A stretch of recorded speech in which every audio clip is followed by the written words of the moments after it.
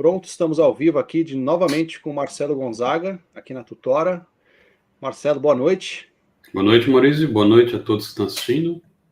Ótimo. O tema da live de hoje foi ajustado, né, por conta de um imprevisto na agenda do nosso convidado especial. Vai ficar para a semana que vem, espero eu, né, que a gente ia falar da função do pai, né, o que é ser um bom pai.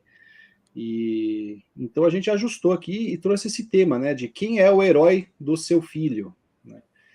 E aqui a gente vai falar de herói em dois aspectos, né? No aspecto literário, né? Aquela figura do herói na literatura, e vamos falar também da figura do herói na educação. São coisas diferentes, né? São coisas, pode ser parecida, mas não necessariamente. E o Gonzaga trouxe hoje, até vai trabalhar um livro, né, que a gente pode usar na educação das crianças para trabalhar esse tema do herói. A gente vai debater esse tema hoje, que tem também alguma coisa a ver com o Dia dos Pais aí, chegando, e essa conversa de hoje. Então, Marcelo, por favor, apresenta aí a obra que você separou para nós. Mas já está assim, entregando ouro rápido. Você quer conversar um pouquinho? Bom, então beleza, vamos voltar um pouquinho. Eu já falo do livro, porque antes então, vou colocar algumas coisas. Eu acho que talvez seja melhor a gente conversar sobre a figura do herói, o que significa, né, um herói, por que a gente... Isso que, aliás, o livro, nesse sentido, também ajuda, mas mais legal assim, porque pronto. Aí mostra já a amplitude do que a gente está colocando, né? Apesar de você já ter colocado mais ou menos na temática, né? Mas é isso. Então,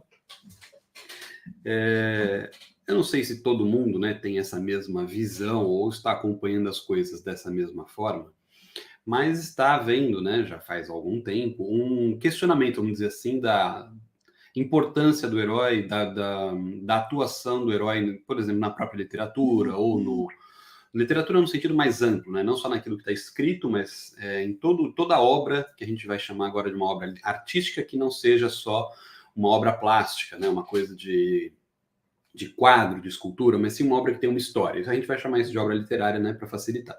Então, desenhos, filmes, essas coisas todas. Então, a gente pode perceber com alguma tranquilidade, né? Acho que ninguém vai questionar nada muito seriamente nesse sentido, que a figura do herói ela já está um pouco problematizada. Né? Agora, é interessante ver que o que está sendo problematizado não é exatamente o conceito de herói. Né? O que é o herói? O herói é uma figura que, por uma circunstância, né, ou por uma questão de, vamos dizer assim, de uma tendência natural, ou por conta das circunstâncias onde ele é inserido, muitas vezes é uma mistura das duas, ele realiza, né, alguma coisa, ele tem grandes feitos, ele faz grandes obras, ou ele tem uma certa conduta, né, que o torna uma pessoa admirável. Né? Isso é uma coisa difícil de questionar mesmo, porque isso atravessa, né, culturas e civilizações desde sempre. A gente fez um comentário sobre, por exemplo, o livro do Hobbit, né, que foi um comentário um pouco corrido, porque foram 2 obras de uma vez só. Uma e ali eu tinha inadequada, né? Oi? Uma proposta inadequada, tratar de 2 obras... Não, a gente fez o teste, viu? Para ver se dava ou não deu. Né? Porque éramos 2 comentando, não, 3, né? Eu estava falando do Rafael, comentou mais, mas você também comenta. Então éramos nós 3 para 2 obras, aí a coisa ficou não deu certo. meio cheia. Não deu certo. Mas ficou legal. A conversa estava boa, foi boa a conversa, não deu tempo mesmo. A gente pode voltar a fazer isso depois. Então, E ali eu comentei da teoria do... Só porque eu falei o nome dele, eu pensei o nome dele agora, acabei de esquecer. Do Herói de Mil Faces, do Joseph Campbell, lembrei. Que ele, a princípio, encontrou um padrão, né, em todas essas histórias que eram histórias, vamos dizer assim, universalmente conhecidas e eternas. Né? Elas nunca saíam de moda. Tanto que eu não lembro o nome do homem que adaptou isso para os roteiros da Disney, mas eu tenho o livro dele aqui em algum lugar que eu vou encontrar daqui a pouco e não vou ficar perdendo tempo de ninguém agora olhando para minha estante procurando o livro. Né? Mas é A Jornada do Escritor, se eu não me engano, essa adaptação que foi feita, foi fazendo o estudo sobre o Herói de Mil Faces do Campbell e ele ensinou, mais ou menos, a reproduzir Foi o Christopher Vogler. Foi Christopher Isso, Vogler, ele mesmo. foi esse? Ele mesmo. Agradecer aqui ao nosso ajudante de inteligência artificial aqui. Ah, Jornada ótimo. do escritor, ó. Jornada do Jornada do escritor. escritor. Eu agora estou querendo encontrar a droga do livro. Eu tenho certeza que está aqui. Só que vocês ficarem olhando para minha nuca há muito tempo vai ficar super desagradável. Mas Eu de desisto. verdade, esses livros é de verdade aí, não é plano de fundo, né? Não, esses livros são de verdade. Dá até para Tá. mexer neles, né? Aqui, ó lá. Então, ele ensinou a fazer um roteiro baseado na jornada do herói. E isso foi usado durante décadas como um elemento necessário dentro da indústria da Disney, por exemplo, de execução de obras. Né? A Warner Bros. Chamava ele para fazer consultoria para ele avaliar se aquelas histórias que estavam sendo roteirizadas estavam dentro da fórmula ou não, porque era praticamente uma fórmula de sucesso. Quem fizesse naqueles termos tinha garantido, né, que ia ser mais ou menos um sucesso de crítica, de bilheteria, né? Até que o pessoal mais ou menos começou a cansar desse roteiro da jornada do herói e o pessoal mais de crítica especializada, né, começou a criticar que eram coisas feitas num modelinho de fast food, né? Você pegava o roteiro, aplicava, trocava nome de personagem, mexia um pouquinho ali na perfumaria da coisa e entregava uma história pronta. Então, o importante é que essas histórias sempre tiveram uma excelente repercussão, né? Porque essas histórias que tratam do heroísmo, elas sempre chamam muito atenção. Elas são coisas que repercutem de forma muito positiva. Agora, o que foi sendo problematizado ao longo do tempo, e agora com muito mais, vamos dizer assim, violência, não é só o problema do herói em si, mas do que faz o herói, ou melhor, quais são as motivações para o heroísmo. Tá? Então, se a gente for ver, por exemplo, na história clássica, um dos heróis favoritos meu, por exemplo, que é o Odisseu, ou Ulisses, né, dependendo da versão, ele deixa claro, né, que o heroísmo dele, um dos valores fundamentais para ele, era a fama. Né? E isso para os gregos era muito forte. Aquiles também era um outro caso, que foi um grande herói e estava agindo pela fama. Hércules também é um outro desses casos, porque a fama para eles não é exatamente o que hoje nós chamamos de fama. Né? A fama para o grego antigo era o caminho da imortalidade. Né? Ele buscava transcender a sua existência finita sendo famoso. Né? Essa fama para eles ela era um valor que envolvia uma série de aspectos. Né? Então eles agiam com isso em mente e isso sustentava a própria questão de atravessar perigos, de fazer grandes coisas, de enfrentar inimigos terríveis, etc., porque eles estavam preocupados com essa imagem que eles deixariam para o mundo. Né? O próprio Odisseu, quando lhe foi oferecida a vida eterna, né, quando ele estava preso na ilha da Calipso, ele falou, não me interessa a vida eterna, porque se eu não voltar para casa, ninguém vai contar a minha história. Né? Como é que as pessoas vão saber que eu sou o cara mais legal que o mundo já viu se ninguém souber disso? Né? Se eu não contar, eu sou o único sobrevivente. Então, era um valor para eles muito importante. Né? Isso foi tendo algumas modificações com o tempo, quando a gente chega, por exemplo, já no medievo cristão, o problema não era a fama, né? Mesmo porque conforme essas coisas foram mudando, a fama começou a ter uma acepção negativa depois de um determinado tempo, né? Começou a ficar uma questão mais ligada com determinados vícios de personalidade, com vícios de caráter, que está ligado com vaidade, com arrogância, com prepotência. Então, a questão do heroísmo começou a ter alguma pequena modificação e o herói era aquele que fazia esses grandes feitos, independentemente do resultado, né? Porque ele estava correspondendo a uma ideia de bem que lhe era superior. Ele fazia as coisas porque Deus entendia, né? Ele estava cumprindo uma missão divina muitas vezes, mesmo que ninguém soubesse. Né? Isso era outro problema. Muitas vezes o que ele estava em mente ali era a salvação, né? Você não só se imortaliza, porque todos temos essa alma imortal, mas você se imortaliza do lado certo, né? Senão você vai para outro lugar e imortalizar também não é legal. Então, o heroísmo tinha essa perspectiva também. Agora, com o advento da psicologia, né, que a gente começa a entrar naquela pegada quais são os verdadeiros motivos das pessoas, né? Que elas fazem as coisas baseadas em traumas, que elas fazem as coisas com desejos ocultos de poder, de submissão, etc. O que foi problematizado não é a figura em si do herói, mas sim o porquê ele faz, porque agora ele faria essas coisas todas, por quê?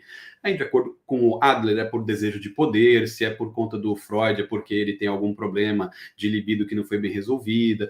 Dependendo da circunstância, mudam, então, as características e esse heroísmo perde um pouco, se não todo, o valor.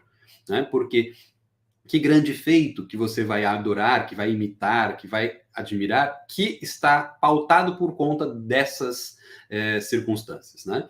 Uma outra coisa, o homem ali, o sujeito, ele é o herói porque ele está impondo a visão de mundo dele aos outros. Né? O patriarcado, né? Agora pegando essa linha da Barbie, o patriarcado, né, maldito, ele usa os heróis para impor uma visão de mundo masculina, chauvinista e opressora, porque os valores heróicos são valores masculinos de força. Aí começa essa parada, entendeu? Então, o que está sendo questionado é, sim, justamente o que leva o herói a fazer isso. Agora, retrocedendo um pouco, não é uma questão de se aquilo é heróico ou não, porque isso é muito difícil de você quebrar. Né? Então, já se parte desse pressuposto. O ato heróico é um ato que, mesmo que você critique, você já está, primeiro, comprando a ideia do heroísmo. Então, voltando ao conceito que eu tinha colocado no começo, o herói ou o ato heróico é aquele que faz algo admirável, algo que é admirável em si, né? Que cria até aquele temor reverencial, uma coisa assombrosa, fantástica. E ele, sim, evoca na pessoa o desejo de reproduzir aquilo em alguma medida. Né? Isso tudo, não nessas palavras, obviamente, né? Mas essa mesma preocupação que acho que fica óbvia para todo mundo, a relação que isso pode ter, não só com a infância, como com a educação, o William Bennett coloca neste livro aqui, O Livro dos Heróis para Crianças. Ele é mais conhecido pelo Livro das Virtudes, né? Que é mais famoso do que este, ou o Livro das Virtudes para Crianças também é famoso. Esse aqui é mais focado nos heróis. E aqui ele vai tratar justamente dos vários tipos de heróis. Né?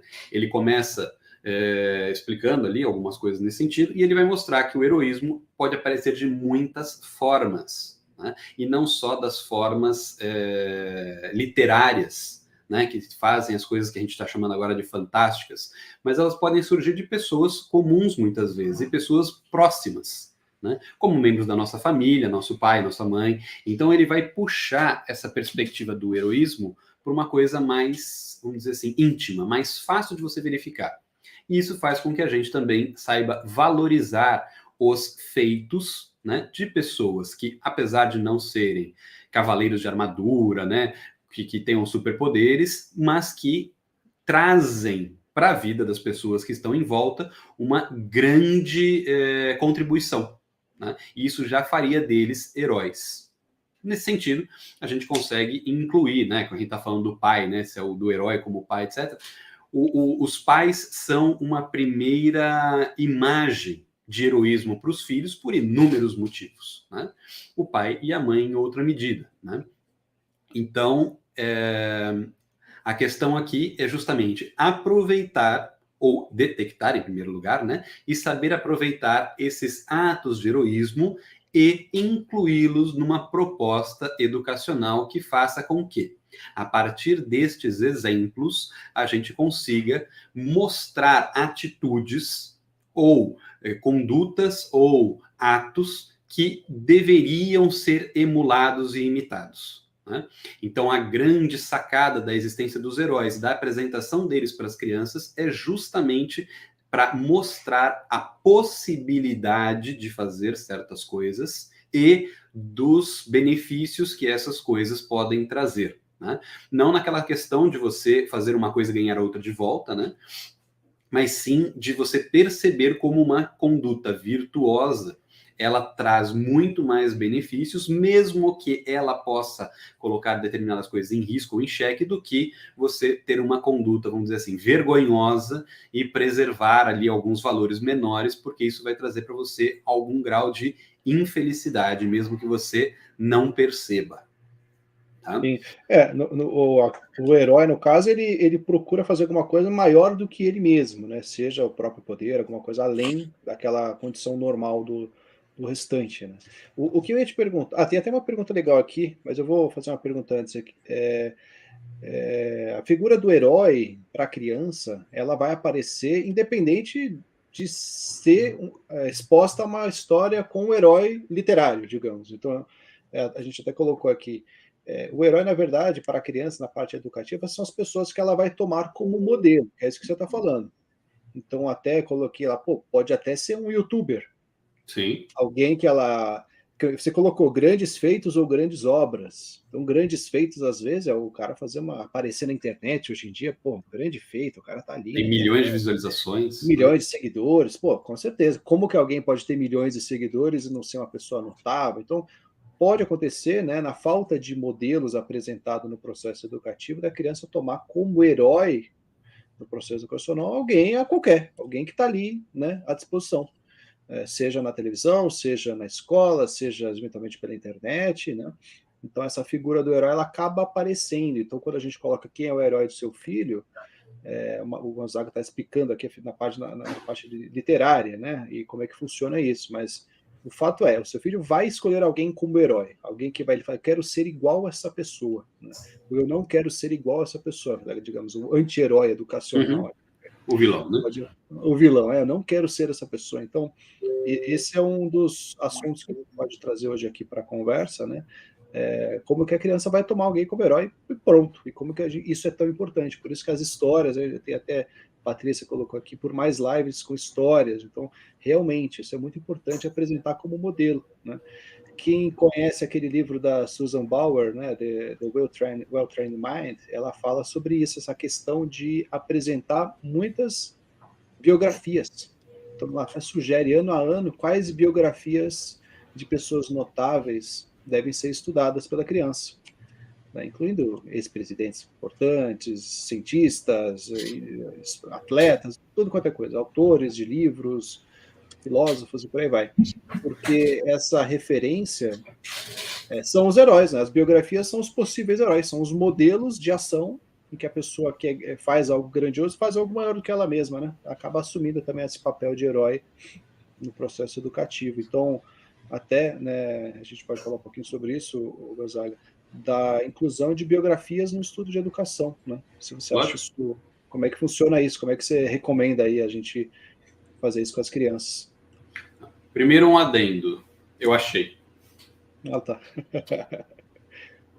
Não, eu ia ficar aqui perturbado se eu não achasse. Ia achar certo. que me roubaram, entendeu? Meu livro sumiu.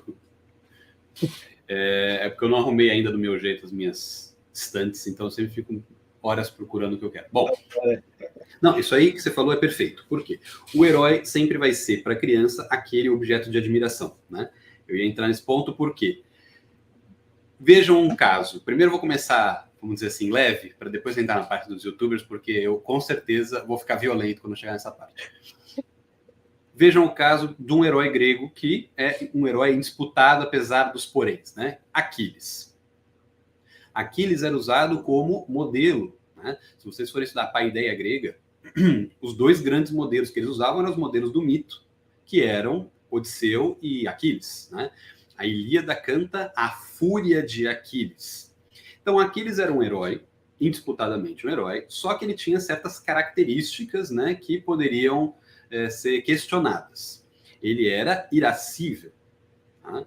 Inclusive, o canto, né, toda essa história da fúria de Aquiles é quando ele se perde para o ódio, né, e mata o Heitor de uma forma bastante espetacular, arrasta o corpo dele pela cidade de Troia ali, né, pelos arredores, das 7 voltas, eu acho, em torno de Troia, o corpo do cara, né, sendo estraçalhado no chão. Sim, esse era o modelo.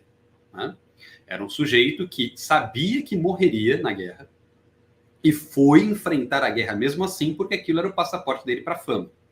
Essa questão, inclusive, é questionada no Odisseia de uma forma muito interessante, mas eu não vou entrar nesse mérito agora. Veja, esse era o modelo. Aí hoje, vocês falam, eu vou contar a história da Ilíada do meu filho, porque esse era modelo para os gregos, deve ser um modelo bom, né? Vai ser um modelo para mim também. Às vezes sim, às vezes não. Né? O que eu estou dizendo ali é que eles estavam dentro de um contexto onde a guerra era uma coisa, assim, vamos dizer, frequente, né? Em que os valores, né, da nobreza ali naquele momento, da kalokagatia, né, que é o bom e o belo gregos, eles eram os valores guerreiros, né, e que o negócio era quebrar todo mundo mesmo, entendeu? O Aquiles questiona, ele é um sujeito que ele é de berço nobre, ele é filho do rei Peleu, com a Príamo. Príamo é o rei de Troia. Ele é filho do rei Peleu, ele se coloca ali ao serviço, né, em certos termos, de Agamemnon e do Menelau para recuperar a Helena, e logo eles arranjam um arranca-rabo, ele quase mata o Agamemnon, né, que era o rei, que era o líder da expedição. Um deus, né, a deusa Atena tem que intervir para que ele não mate o Agamemnon no meio da expedição, entendeu? Ele é um sujeito relativamente, vamos dizer assim, imprudente, né? Irascível, ele se deixa levar pelo ódio, e quando o primo dele morre, que é o Pátroclo, ele vai atrás do Heitor, que matou o Pátroclo sem saber, né? Porque o Pátroclo estava com a armadura do Aquiles, não sabia que ele era muito mais novo, né? Ele era um menino, e mata um achando que era o outro. O Aquiles não quer nem saber, ele vai lá e destrói o Heitor. O Heitor é sempre colocado como um sujeito de muitíssimo honrado, né? Um guerreiro entre guerreiros, um negócio assim, esplendoroso. Ele vai lá e destrói o cara, entendeu? Esse era o herói cantado. Então, existem esses inconvenientes, né?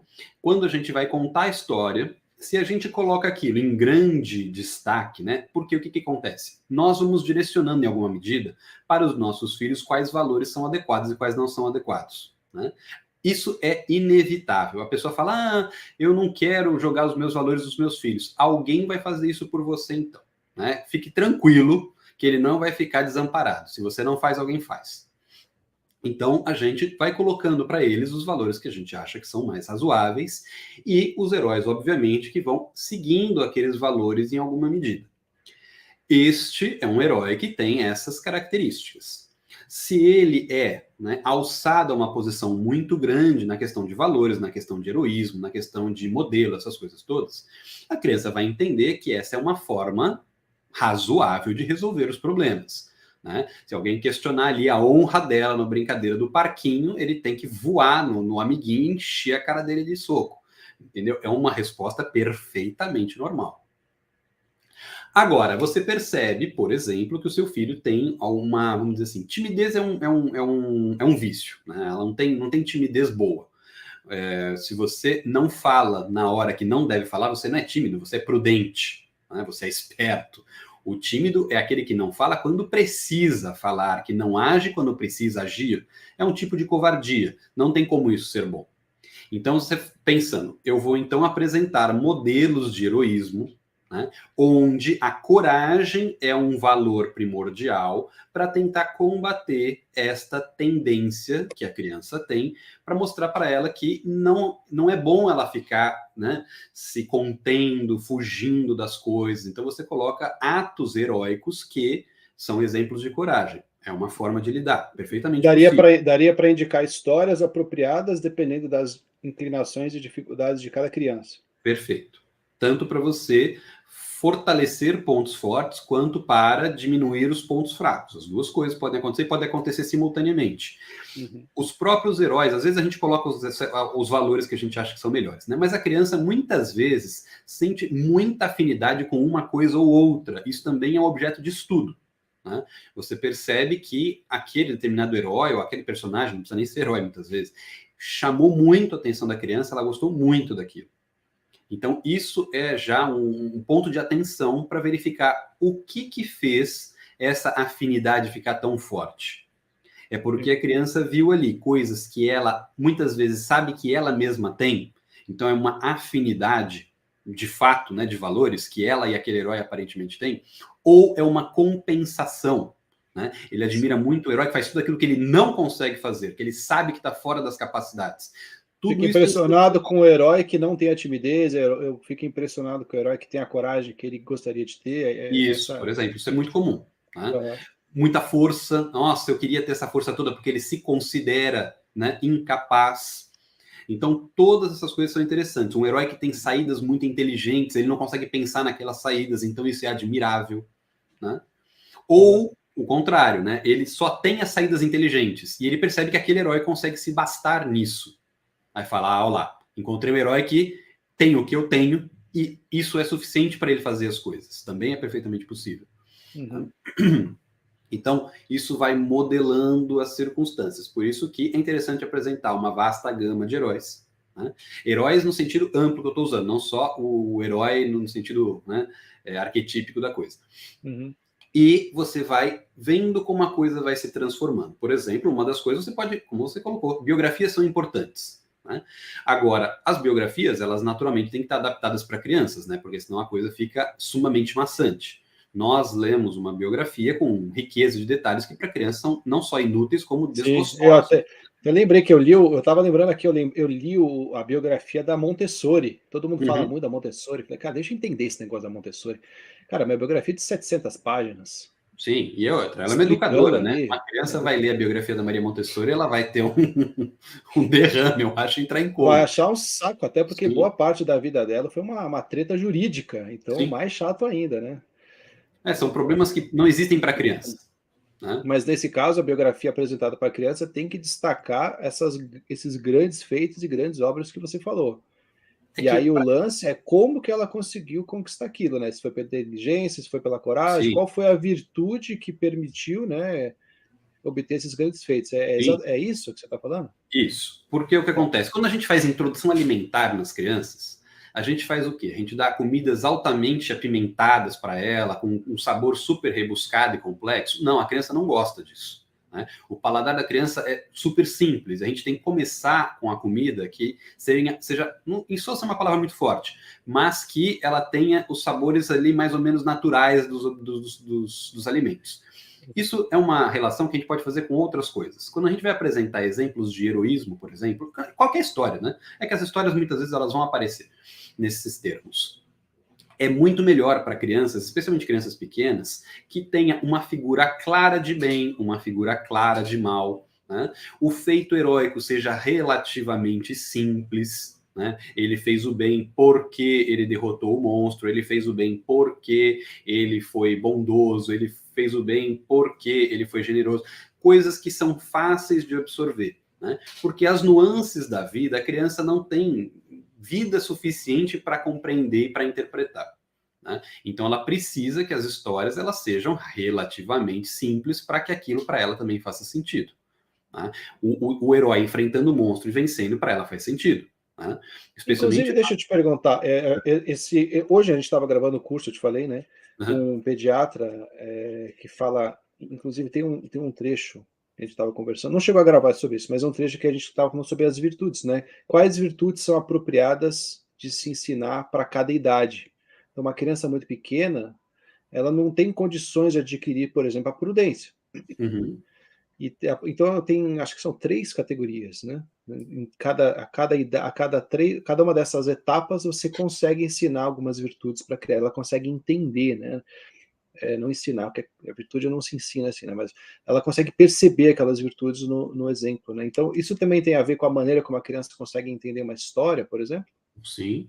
Sim, por isso que você está falando na questão jurídica do caso da Montessori, né? A criança não está nem entendendo o que está acontecendo. Né? Perder ou ganhar uma coisa nesses termos, com as coisas que estão envolvidas ali, não significa rigorosamente nada. Ela vai ficar olhando ali, né? É tudo muito complexo para ela. Não só o problema que está aparecendo, como o que está sendo defendido ali. Né?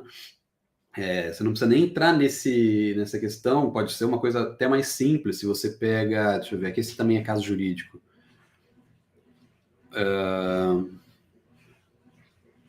De biografias. Eu estou lembrando de algumas, mas todas elas vão acabar caindo no mesmo problema. Né? Eu já vi biografias adaptadas. O meu filho, uma vez, fez uma coisa engraçada. Ele ganhou um livrinho, Crianças Geniais, eu acho. Né? Acho que é esse o nome. E aí tem a biografia adaptada se não me engano, do Carlos Gomes, né? Que é músico, mas foi maestro. Eu não sei se é do Carlos Gomes ou se é do Heitor Villa-Lobos, um dos dois. Qual que é o nome do livro, você disse? Crianças Geniais. Eu tenho que pegar lá na estante da sala, Deixa eu senão achar ficar isso olhando aqui. para minha cadeira parada aqui, vai ficar pior do que olhar para minha nuca. E aí, uma vez a gente foi oferecer para ele, né? Ele olhou e falou: Eu É uma detesto. coleção, é uma Isso, coleção. é uma coleção. Aí ele olhou Ah, e falou: Eu legal. detesto Crianças Geniais. Eu falei: Tá, isso ficou mais engraçado do que eu pensava. Então ele não gosta de crianças geniais, ele só gosta de crianças medíocres. O seu filho. Isso. Ele se incomodou, né? Se incomodou ali, já Alguma coisa ali incomodou. Sim, fez a porque para comparação. nós, né? Pode Essa ser aquilo que você falou, né? Ele viu uma habilidade ali, uma capacidade que uma criança tinha que ele gostaria de ter, falar, não tô gostando dessa brincadeira aí. Pode ser. É que eu acho que ele nem chegou nisso, porque ali, o virar um grande músico, um maestro, para ele falou: e daí, né? Grande coisa. O menino tem 5 anos. O que é você ter uma grande posição social para uma criança pequena? É uma coisa assim, pouco tangível, né? É pouco concreta. Agora, se você fala, ó, aqui, ó, isso aqui, ó, tanto que ele lê, acho que todos os dias, ele lê os 12 trabalhos de Hércules do Monteiro Lobato.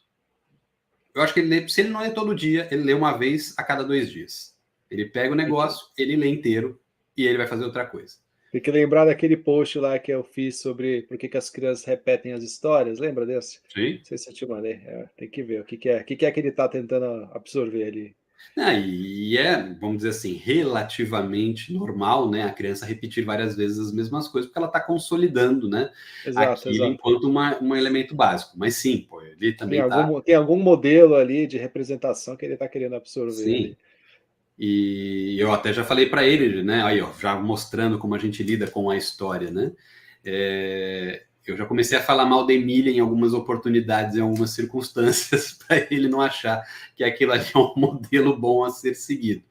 Né? Porque eu falei que a Emília é muito metida, ela é muito metida, espertinha, ela, né, acaba trazendo mais problema do que solução muitas vezes, já porque eu achei que a Emília podia ser um desses modelos que ele queria imitar. Né? Teve Então. aquele caso, um amigo meu que falou que leu Robin Hood, achou o máximo, saiu de casa roubando tudo que dava.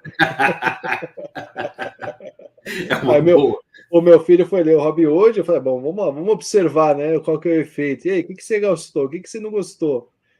Que você aprendeu aí?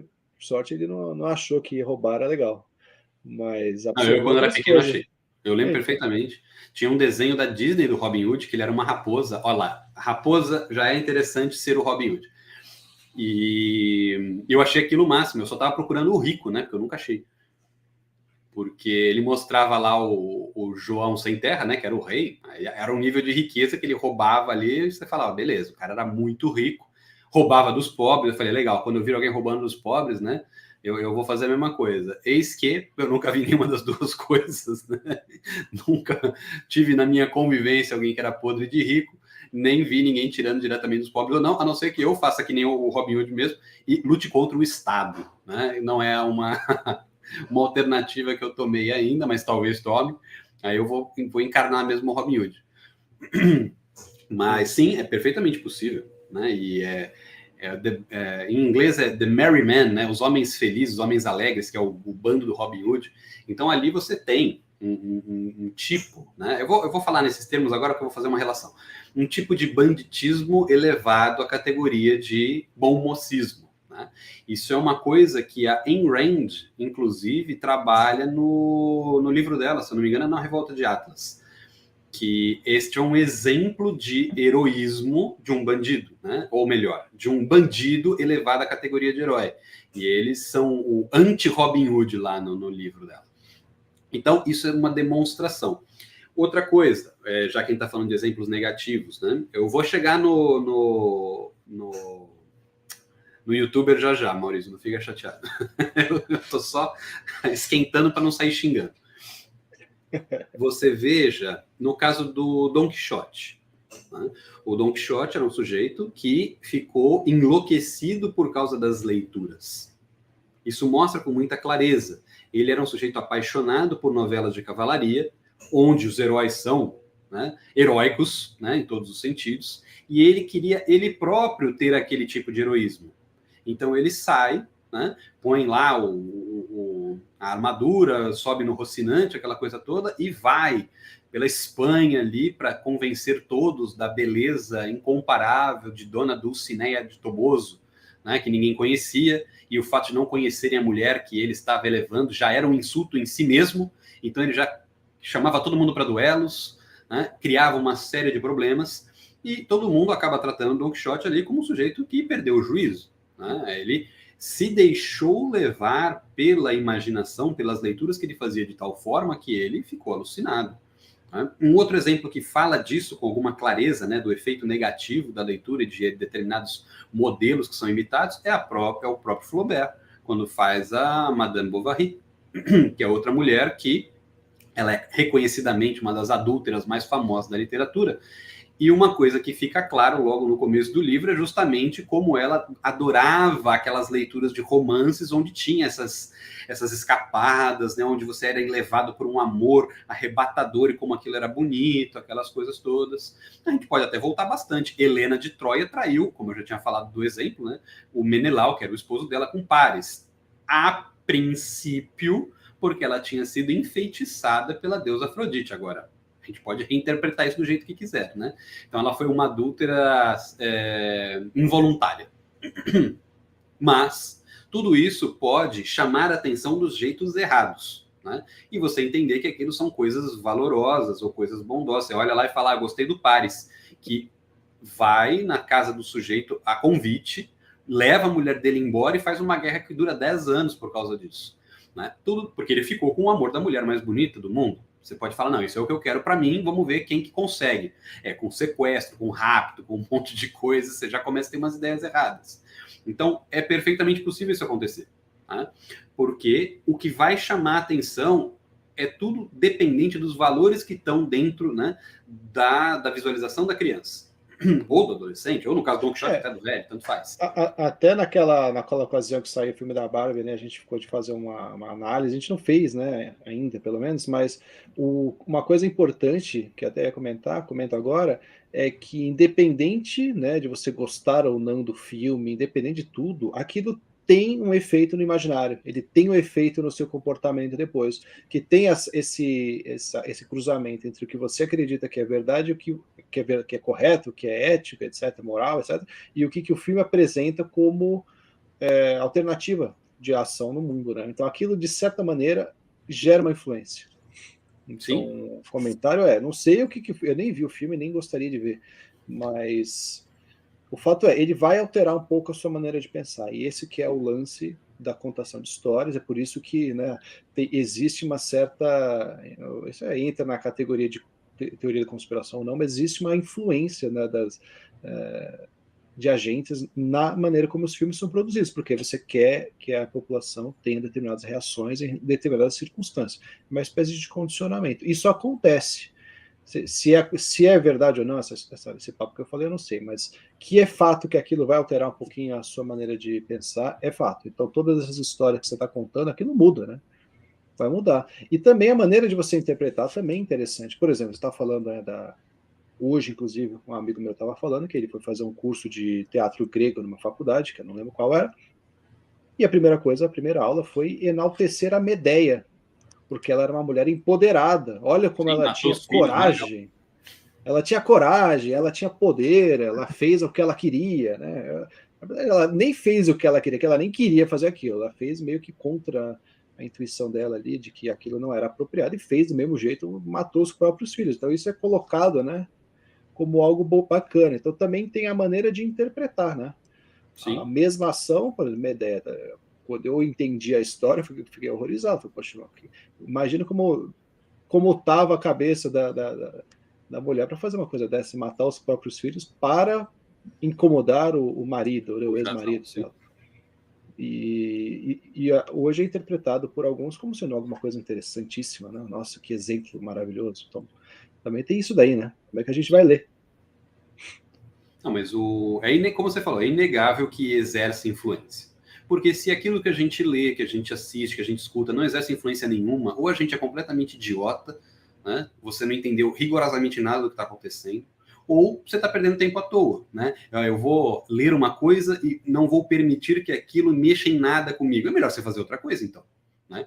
A gente lê, assiste, tudo que a gente se coloca, né, é com a intenção natural de reavaliar as nossas posições, de observar uma coisa diferente que está acontecendo. Aquilo vai mexer com você de qualquer jeito, quer você queira, quer não. A não ser, como eu falei, em casos extremos de você ser, né, excessivamente estúpido ou excessivamente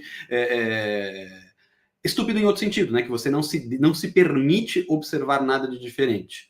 Agora, nesse processo, o que acontece? Muitas coisas que estão fora do nosso controle acabam interferindo também, né? Isso é normal. O problema é quando isso faz parte de um processo de engenharia, né? Que as pessoas não estão lidando bem com aquilo que a gente gostaria que elas lidassem. Então a gente vai enfiar um monte de coisas, né? Elas querendo ou não querendo, mesmo se elas não perceberem, que vão deixando elas mais dóceis àquilo que a gente está querendo dizer. Sim, Isso eu acho questionável, né? Mas acontece. Por isso que a gente tem que tomar cuidado, especialmente com crianças. O chat GPT, não. O ChatGPT, que é o dono da verdade hoje em dia, né, ele confirmou aqui o envolvimento da CIA com a produção de roteiros. E deu alguns detalhes. Então, não fui eu que falei, foi o nosso novo oráculo, o oráculo moderno aqui, o oráculo de Delfos. Então, mas é justamente isso. O caso da Medeia, né, que é uma peça que é representada já desde antes de Cristo, né, porque ela é uma peça do teatro grego, ela sempre foi usada como, pelo menos nos últimos, deixa eu ver, acho que 50 ou 60 anos, pelo menos, como um modelo do feminismo, né, da mulher que tem força. E ela nunca foi apresentada dessa forma, né? Isso foi uma coisa muito recente. Ela, como falou, matou os próprios filhos porque ela se sentiu ameaçada pelo marido e falou, então é o seguinte, vou causar o máximo de sofrimento que eu puder, eu vou sofrer junto? Vou. Mas ele vai sofrer mais, então tanto faz. E foi lá e esfaqueou os dois, né? Então, é um negócio assim bruto para você usar aquilo como exemplo. Olha aqui um modelo que nós temos que ter, né? Que faz com que a gente quebre aquelas amarras sociais que amarram a mulher. Gente, assim, né, tem muitas amarras, por exemplo, o psicopata também é amarrado de várias formas, né, o sociopata, o doente. Assim, se a gente for quebrar as amarras sociais, a gente vai causar um monte de distúrbios para todo mundo, né? Essas amarras existem por um motivo. Tem amarras que são, né, fora do normal? Sim, mas não todas, aliás, né, a maioria não é. Então, você cria coisas assim absolutamente aterrorizantes porque você está querendo criar um novo modelo, né? Novos valores, novos heróis. A Medeia é, obviamente, uma vilã, porque ela fazia maldades onde quer que ela passava, né? Por isso que, inclusive, ela não era nem grega, né? Que era uma coisa que os gregos estavam ressaltando, né? Os estrangeiros são todos bárbaros. No caminho para... Agora esqueci o lugar onde ela vai com o Jazão, ela engana o pessoal para rejuvenescer o pai, fala que é para cortar ele em pedaços e colocar ele num caldeirão que ele vai sair rejuvenescido. Aí as filhas vão e matam o cara, né? E jogam no caldeirão, não acontece nada. Puxa vida! A minha ideia é essa daí, essa docinho. Fora as outras coisas que ela já fez. Então, a Medeia é um excelente exemplo, neste caso, da mudança do valor, né? De alguém que era, obviamente, uma vilã, que, de repente, foi alçada à posição de heroína. Então, isso é muito perigoso. Um caso mais recente, a gente pode pegar o caso da Bela Adormecida, da Malévola, que o nome dela, inclusive, quer dizer maldade, né? E no filme mais recente da Bela Adormecida, ela é uma mulher injustiçada que foi ali traída pelo rei malvado, que era homem, naturalmente, né? Porque ela só podia ter sido, né, ofendida por alguém homem, né? Que é a nova pegada aí da Disney.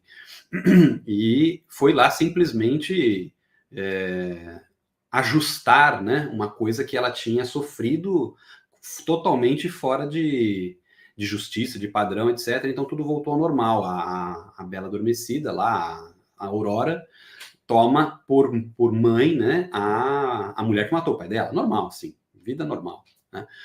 A gente normalmente faz isso também, né? Se alguém mata nossos pais, a gente desenvolve um carinho especial por eles. Então, é assim, é uma loucura já ficando generalizada, justamente o quê? Mudando essa perspectiva. Como eu tinha falado no começo. O herói não pode ser perdido, né? Ele é o modelo de conduta. A criança, mais do que qualquer um, busca isso. Ela busca aquele que ela percebe que pode conduzi-la enquanto modelo no mundo que ela está conhecendo. Essas são as ações adequadas. Esses são valores pelos quais vale a pena lutar. O sujeito morreu defendendo certas coisas. Isso deve ser muito importante. Então a criança vai pegando essas coisas, né? Por exemplo, tá falando do meu filho com o caso do Hércules. Os 12 trabalhos de Hércules são trabalhos de expiação. Então, eles chamam muito essa questão da responsabilidade. Né? Ele fez uma coisa terrível e, por isso, precisou pagar com anos da vida dele fazendo os tais 12 trabalhos. Né? Que é alguma coisa, inclusive, interessante em termos pedagógicos, né? Se você Sim. faz algo ruim, você não pede desculpa, você faz algo bom e troca, né? Isso, ele ficou, Você se não me engano, 12 anos fazendo. Você entende o dano causado e você tenta reparar fazendo algo bom. Então, isso Perfeito.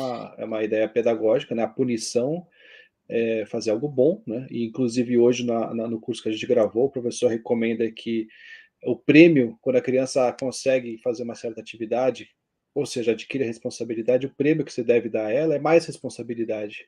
Uhum. Entende? Ela vai crescendo, a autonomia crescendo, Sim, enfim. É muito porque é uma interessante. demonstração de que ela está avançando na vida, né? Ela Agora que percebe você que ela... conseguiu, agora que você conseguiu arrumar a mesa, na próxima você vai levar os pratos também, por exemplo. Pô, nossa, fica importante, né?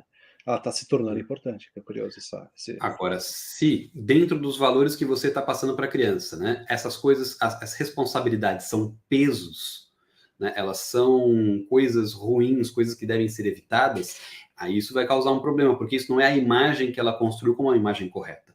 Tá? Por isso que a figura dos pais, como as primeiras que ela imita, que ela observa, que são os heróis da criança em alguma medida, é muito importante para a definição desses valores. Né? Tudo aquilo que os pais não gostam, que eles evitam, que eles reclamam, a criança já vai compreendendo que aquilo são valores que têm que ser evitados. Né? Então, até essa atribuição de responsabilidade pode ter um valor negativo se essas responsabilidades forem mal vistas dentro do ambiente doméstico. Então, tudo isso tem que ser levado em consideração. Né? Óbvio, todo mundo tem que saber quais são os seus próprios limites, se reconhecer, se perceber fazendo certas coisas e não tentar diminuir as coisas que faz que não são adequadas, né? E não forçar muito a barra quando percebe que aquilo não é passível de forçar, né? Então, mesmo nesse caso, né, se dentro daquele ambiente doméstico, lavar louça é uma coisa assim detestada por todos os membros, você não vai dar isso de presente para a criança, né? Ela vai entender perfeitamente que aquilo é um castigo. Né? Ela não vai se considerar, não, agora eu estou crescendo. Não, agora eu estou sendo punido. Né? Eu fiz o negócio certo e estou levando na cabeça. Então eu tenho que parar. Vou cessar de fazer isso. Quando você começa a fazer um monte de coisa que você não quer e é obrigado a fazer, isso chama trabalho, né? Alguém começa a pagar Isso. você, enfim.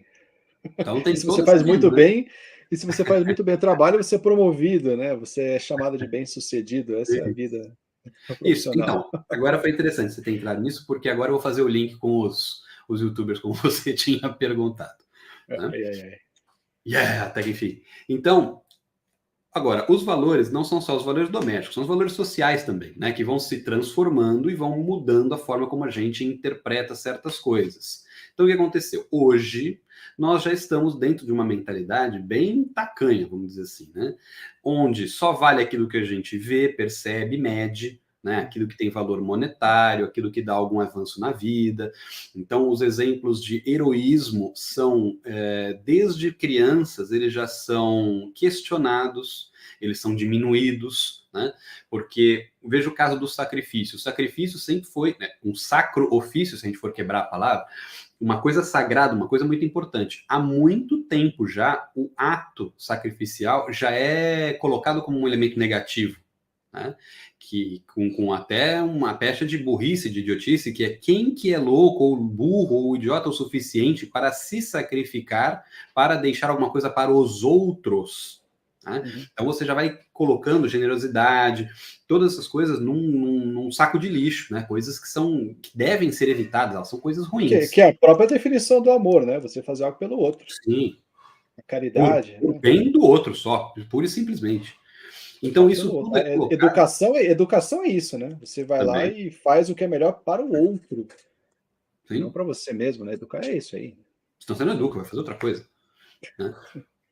Então, dentro dessa nova, né, posicionamento dos valores, os heróis já ficam um pouco fora de lugar, pelo menos o herói comum que a gente está mais ou menos acostumado, né? Porque ele faz todas essas coisas que são repetidamente apresentadas como coisas ruins, né? Ou pelo menos como coisas não como prioritárias, né? Então o herói é o sujeito que jogou a vida fora, né, que perdeu tempo com besteira, que aí você vai colocando todas essas novas interpretações a respeito dos atos heróicos, né? Ou então você vai quebrando a capacidade da criança de fazer abstração e imaginação, que é essas coisas que você está lendo aí não existiram, né? Monstro não existe, etc. Não que monstro exista, nem que não exista, não é esse o problema. A criança, ela está lendo ali a história, ela consegue fazer essa distinção.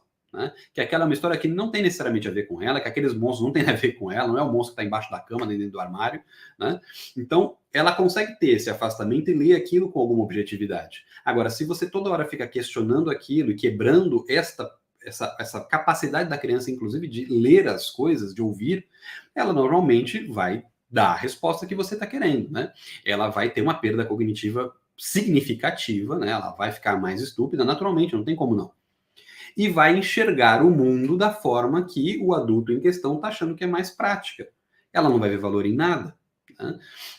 O valor é só o que as coisas têm imediatamente. Aquilo que os outros atribuem valor, ela não consegue atribuir valor a nada. Então você já vai criando um monte de fragilidades que vão adestrando a criança para um modelo que você consegue controlar. Ou, pior, você e os outros conseguem controlar.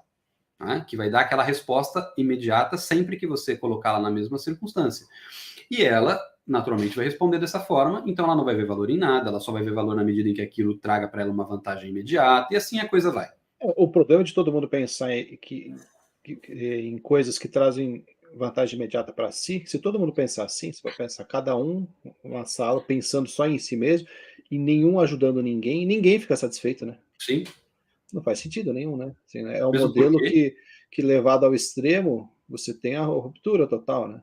Ele não E sim, funciona. você acabou de passar numa circunstância onde está você e 30 pessoas, vamos supor que elas se ignorem. Elas agora são inimigas mortais, porque o fato Sim. da satisfação do outro existir significa que a sua é impossível. Né? É uma circunstância que não existia nem na caverna. Você pode imaginar isso no trânsito, por exemplo. Imagina, se cada um pensar em si mesmo, você tem um ambiente hostil. Porque o cara quer entrar, você também quer entrar. O cara quer passar, você também quer passar. Você quer ir rápido, Sim. o outro também quer. Não vai Agora, respeitar um se for semáforo, vai ter um é, problema atrás do outro. É aquele, o isso. semáforo é para parar quem é trouxa, aí vai passa. E se for o inverso, se todo mundo tentar ajudar os outros que parecem precisar de ajuda no trânsito, todo mundo vai te ajudar também. Uhum. E você vai ajudar, todo mundo vai te ajudar. Muito mais, faz muito mais sentido. Sim. Bom, vamos todo mundo se ajudar, que você vai ser ajudado o tempo todo e você vai ajudar de vez em quando. Mas você vai ser Sim. ajudado o tempo todo. E o pior É é muito que esse é interessante. nosso pressuposto já. A gente já faz as coisas presumindo que a outra pessoa vai fazer um certo esforço para se acomodar à nossa vontade. Uhum. Né? O problema é que essa presunção ficou um pouco tirânica já, né? E Sim. muitas pessoas agem já com a certeza de que a outra pessoa tem a obrigação de se adequar às necessidades dela. Aí começa a dar problema. Agora, essa presunção é a presunção normal, que a gente usa todos os dias, porque se não usar, também fica difícil. Né? Todas as pessoas são criminosos em potencial, bandidos em potencial. Né? Se você não presumir que elas estão normais, né, e estão fazendo coisas normais da vida delas, você não consegue nem sair na rua. Uhum. Então, é um pensamento que não se sustenta, vai criar um monte de neurótico maluco mesmo. Né? Agora, é o que a gente estimula com essa nova perspectiva do herói, da pessoa ser imitada. Né? Que é a pessoa mais, vamos dizer assim, mais egoísta, mais autocentrada, que coloca esses valores em primeiro lugar, que é mais interessante a outra pessoa se sacrificar e ela receber a vantagem. Né? Aí a gente vai chegando em que modelos, então, a criança vai ter à sua disposição. Óbvio que não podem ser os pais dela, porque os pais dela não fazem essas coisas. Né? Os pais dela criam uma circunstância que eles mesmos se colocam numa posição péssima. A não ser que eles sejam multimilionários, né? Donos ou reis de um país, tenham milhões de pessoas ali à disposição deles, né? Tem um superpoder, aí a criança vai olhar e falar, não, meu pai de fato, né, é alguém que eu tenho que admirar e seguir, porque ele representa tudo aquilo que ele me ensinou, que é o certo, que é o bom que eu tenho que perseguir. Isso não é o que acontece. Né? Então os pais tiram de si tudo aquilo que eles têm de bom e de admirável e jogam isso para fora. Que a criança tem que procurar, os filhos têm que procurar isso em outro lugar. Né? Então elas passam a desvalorizar todo o trabalho que é feito pelos pais, que é um trabalho, como você falou, é um trabalho de amor, isso é uma coisa super importante. Isso é um dos vários atos de heroísmo. Né? Aqui, inclusive, nesse livro dos heróis, ele faz vários exemplos dos pais, né? Da mãe, do pai que aparecem no momento de necessidade, que ajudam a criança a superar um problema. E aí, quem que as crianças vão procurar? Aí você tem uma figura hoje, uma figura muito especial, né, moderna, que é a figura dos YouTubers, que é o quê? É um sujeito que, com a palavra dele, ele consegue movimentar milhões de pessoas. Né? É um sujeito que é admirado por muita gente. A criança, dada essa circunstância que eu coloquei, fica também num vácuo, né? Ela não sabe mais o que é admirável ou não. Então ela faz o quê? Por mímese, por mimetismo. Ele olha ali e vê quem que é mais admirado para eu admirar também. Né? E tem aquele efeito de grupo também, né? Porque apesar do cara estar ali sozinho falando, quando você olha ali o cantinho e vê, pô, tem 10 milhões de visualizações, Sim. tem 100 mil likes, pô, se todo mundo considera esse cara bom, eu também considero ele bom. Isso. Aquela crítica, autocrítica, ela é praticamente desligada no efeito grupo. Que Sim, bom, porque você não consegue todo mundo que está sustentar. aqui já deve ter ouvido falar dessas pesquisas, né? De que todo mundo faz uma coisa, influencia demais a pessoa que não concorda, eventualmente. Pesquisas conhecidíssimas, né? Então, Sim. tem esse efeito de grupo, apesar do cara estar sozinho. Então, Não, o sozinho ali é mais virtual ainda, né? Porque você percebe, como você falou, que o sujeito não está sozinho. Muito pior, inclusive, porque você percebe que ele está falando sem ninguém retrucar. Né? Ou seja, a palavra dele ali é inconteste. Ele é como se fosse um rei, um deus. Né? Então, isso chama muito atenção. Então, quando você vê, né, o que as crianças hoje elas estão observando, imitando, desejando, tem muito a ver com esta posição. Né? O sujeito, eu quero ser um streamer, um gamer com stream, eu quero ser um justamente YouTube. porque parece ter esse poder absurdo, né? O Lógico. poder absurdo, o poder de ser Aquela outra adorado, né? que vocês Capacidade de ser colocaram na adorado. propaganda da menina, quero ser piriguete, mas minha mãe não deixa. Né? Então. Devia deixar, porque provavelmente foi ela que incentivou esse tipo de coisa. Não sei porque que não Claro, deixou nessa altura do campeonato. Claro, e não sei se o pessoal que viu reparou, mas a velocidade com que ela responde, ela foi absolutamente treinada. Porque o tempo de resposta, depois que a entrevistadora faz a pergunta, é praticamente zero.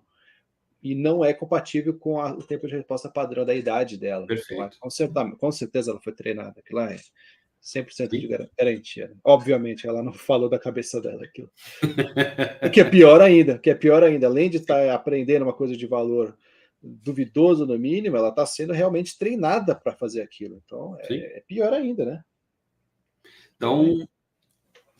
esses são os heróis modernos, né? Quais são os valores que eles encarnam? Eles encarnam todos eles reduzem neles, né? Eles sintetizam essas circunstâncias que são mais modernas que a gente falou. É um sujeito sem poder, vamos dizer assim, de virtuosidade, ele não tem nenhuma necessidade disso. Né? O que fez com que ele chegasse lá? Técnica de marketing, né? Percepção de oportunidade. Né? O que ele vai fazer então? É um sujeito que ele não se importa com o que ele realmente acha das coisas, ele está muito mais preocupado em ler o que se espera que ele faça e agir conforme essa expectativa. Ele é um ator. Né? Sim. Agora, ele é um ator que ele não está obedecendo um script de alguém que pensou no assunto, por pior que seja o script, né? De alguém que tem uma mente que já criou aquele roteiro, como são os atores mesmo, né? Isso é a atuação. Ele age baseado num script que é difuso, né? Que é uma coisa assim, difícil de você pontuar, porque ele está correspondendo à expectativa de milhões de pessoas. Tá? Eu sei que tem aquele ditadinho da voz de povo, a voz de Deus, eu só não consigo perceber isso, mas dizem que é assim que funciona, entendeu? Agora, quais são as chances de 10 milhões de pessoas concordarem em alguma coisa que presta? Para mim é próxima de zero. Próxima de zero. Eu não confio. Né?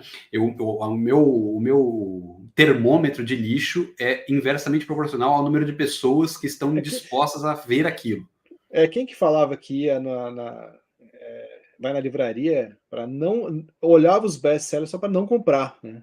Eu acho Deixa eu ver o que todo mundo tá lendo para eu não ler aquilo, tá? Não ter o risco de eu comprar esse Era um negócio. critério, era um critério. É meio injusto, porque de vez em quando aparece alguma coisa bacana, Não, mas lógico. Então, em via de regra é uma boa, uma boa. sim, é mais brincadeira que qualquer outra coisa, mas isso Claro. tem que chamar atenção justamente por causa disso. Que valores são esses que todo mundo, de repente, resolveu achar que são bons? Né? Todo mundo é sempre muito rápido em dizer da decadência dos valores, né? Tá tudo muito ruim, etc. E de repente todo mundo acaba concordando numa coisa que é assim eminentemente boa. Eu acho de uma improbabilidade é mais fácil ganhar na loteria, entendeu? Sim, com certeza. Se eles estiverem certos, aquilo for um valor de fato a ser consolidado, eu vou começar a jogar mais frequentemente na loteria, porque a minha vitória é uma questão de tempo, entendeu? Então, não faz sentido. Tá? Agora, é o tipo de modelo que a gente deixou como disponível para que as crianças tenham à sua disposição. Né? Eu vi que estava tendo lá o cartaz do filme do. Acho que é Lucas, né? O nome do outro. Lucas Neto. Eu falei, cacete, como Acho é que que é. alguém consegue ter a falta de, sei lá, de humanidade de financiar um filme desse tipo, entendeu? Muito menos de É, assistir, ou seja, sei lá, entendeu? Aí, aí é o que o chat GPT confirmou aqui. Com certeza tem alguém ali por trás eu espero que sim, financiando, sabe? Eu vejo um mínimo. querendo normalizar. Que o lance o lance principal é a normalização, né? Tem até um estudo que eu vi uma vez e eu não tive a inteligência de guardar aquilo, que o cara simplesmente pegou um estudo de todas as novelas brasileiras, e observou qual era o tema ali central que estava na tentativa de normalização. Então, no primeiro acontece isso aqui de leve, no segundo acontece aquilo ali um pouquinho mais intenso. No terceira novela já aparece um outro assunto, porque aquele lá já foi normalizado. E quando aquilo Uhum, aparece depois na sociedade, a pessoa, na novela. O imaginário já está condicionado sim. a entender aquilo como, já estava na história que eu li ali, tá na novela que eu vi. Esse estudo eu queria muito encontrar ele novamente, nunca consegui. Se alguém aí souber, me manda. Que é muito interessante, porque essa questão da normalização, quais são os valores que pouco a pouco vai sendo inserido na mente, inclusive desse caso dos Lógico. jovens. Então, os jovens que tomam aqui, usando a parte no tema educacional, um influencer desse e outros muitos como modelo de herói, ele está sendo influenciado a querer o que aquela pessoa quer, a valorizar o que aquela pessoa valoriza, né, a seguir as dicas que aquela pessoa manda, né, querer ser igual àquela pessoa, né? Sim. Isso O... vai acontecer invariavelmente, faz parte da natureza educacional. A criança buscar modelos. Até depois eu vou trazer algumas perguntas aqui que, assim, ou vai ser o pai, vai ser o homem busca, né, especialmente figuras masculinas para se espelhar. Pode ser o professor da academia, pode ser o professor da escola, pode ser um personagem fictício, né, pode ser um livro, Pode ser tudo pode também. ser um youtuber, pode ser um pouco de tudo, enfim, mas em geral dizem, eu não lembro de onde veio essa teoria, que os princípios são 5 principais, né? 5 principais amigos, 5 principais pessoas que você admira vão dizer muito sobre quem você vai ser ou de quem você é, né? Então, isso tem que ser levado em conta. Quem é o herói do seu filho? O tema da live tem um pouco a ver com isso, né? Tem um pouco a ver com o Dia dos Pais também, né? Que os pais tendem, né? Sim, assim deveria ser o modelo principal das crianças, né? E aí tem algumas perguntas aqui, inclusive, no começo da Mano. live já tinha. Bom, já quer ver? Já acabou aí a sua E senão, explicação? não. Isso aí é um assunto infinito. A gente falou muito dele também naquele curso, né, da formação do imaginário, né? Porque Isso, eles estão exatamente. relacionados. Aí o curso está muito mais completo, né, do que a gente consegue falar numa live, mas Exatamente. É o merchandise. Obrigado, hein? Sempre sou eu que faço. merchandising, é que esse é meu, né? Claro, não, o curso ele é estruturado, né? Aqui a gente está puxando assunto, conversando, trazendo Não, informação aqui dos, eu estou dos, preocupado porque já deu uma hora e a gente não viu as perguntas, que você já falou que já estavam desde o começo da live, por isso que eu. Não, surgiu uma logo de cara aqui, ó, por exemplo. O papel do herói é mais forte no filho homem em relação à filha? Tá perguntando se a Eles são figura do. diferentes. Eles são diferentes. Sim. Eles podem ser igualmente fortes, pode ser até mais forte na menina do que no menino, mas eles são diferentes, eles atuam de forma diferente mesmo. Então, no menino é a posição do pai, né? E isso vai ser inverso, viu? A mãe é a mesma coisa. O filho, homem, né, o menino, olha para o pai como uma figura a imitar. né? Então, ele já busca aquelas características como características de emulação, a não ser que, né, o pai faça o favor de desconstruir essa imagem assim com muita força. Aí a criança naturalmente vai procurar outra pessoa para se espelhar, né? Ou se o pai também redireciona, né, os valores que ele tem. Isso é uma coisa que pode ser feita com algum cuidado, né? Que é mostrar alguém que tem aqueles mesmos valores que ele, só que de uma forma talvez até mais forte, mais expressiva, né? Você redirecionar aquilo para um tipo de modelo, de tutor, alguma coisa nesse sentido, mas eu não acho que seja tão válido assim, porque a figura do pai é uma figura muito importante, ela tem que ser valorizada. Tá? A menina já usa aquilo como uma referência indireta, né? Tanto no sentido de isso tem um aspecto que o Freud vai trabalhar nesse sentido, ele não está de todo errado, né? Mas não, eu acho que no sentido mais animalesco ali da coisa eu acho exagerado, mas a menina vai usar o pai como referência masculina. Né? Então ela vai também procurar determinados valores, especialmente aqueles que são mais fortes, que são mais valorizados dentro de casa. Quando ela estiver procurando também um parceiro, ela vai, obviamente, levar aqueles valores em consideração. Né? E, reciprocamente, aquilo que ela via, né, no pai e usava como exemplo negativo, o pai era um vilão nesse sentido, ela vai se afastar desse tipo de atitude ou de ação com mais força. Né? Como assim? Peraí, como assim? O pai é um vilão em que sentido? Com a mãe ou com o geral? Tanto faz, tanto faz. Por exemplo, caso de Porque, violência doméstica. Né? então, isso Então, aí eu acho que não sei se eu estou confundindo, mas eu lembro de ter visto um estudo que falava o contrário. Por exemplo, que a, quando o pai é agressivo com a mãe, elas têm mais bate, tendência de ficar com elas têm homens agressivos. tendência de buscar parceiros que façam o mesmo com ela. Sim, Não mas só por observar, mas também tem aquela teoria do Zonde ali, mas tem esse padrão de repetição, né? é porque o que Aí, nesse caso, acontece? você Na está maior. dizendo que acontece o contrário. Como é Não, não, que. não. Eu vou colocar os termos, que aí o estudo, obviamente, né, não foi feito à toa, nem usou parâmetros errados. Porque normalmente, nesses casos que você tem, por exemplo, de violência doméstica, você não é só a atitude do pai que existe. Você tem todo um ambiente que está formado para reforçar uma determinada atitude. Né? Então, você não vê ali, você vê ao mesmo tempo que tem um pai agressivo, normalmente tem uma mãe submissa. Né? Você tem vamos dizer assim, esse espelhamento, né?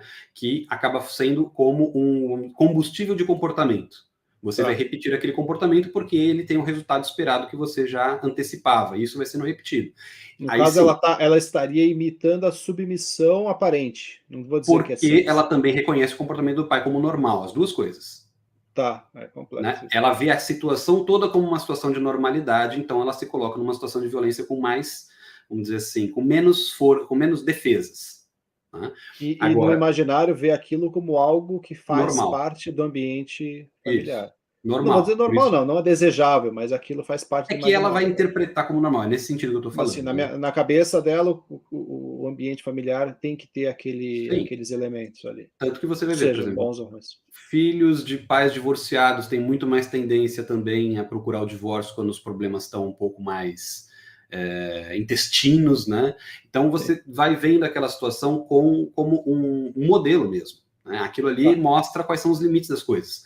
Pais que não se separam por nada, os filhos, quando estão casados, vêm aquilo e falam, tá, mas isso aqui ainda não é forte o suficiente para eu separar, né? Eu já vi um monte de coisa, eu conheço casos dos meus pais que passaram por coisa pior e não chegaram nem perto disso. Agora, pais que, né, se separaram nas primeiras desavenças, o filho fala, bom, se aquilo foi suficiente para os meus pais se separarem, eu, então, né, já sou um santo de ter aguentado 3, 4, 5 vezes essa mesma coisa.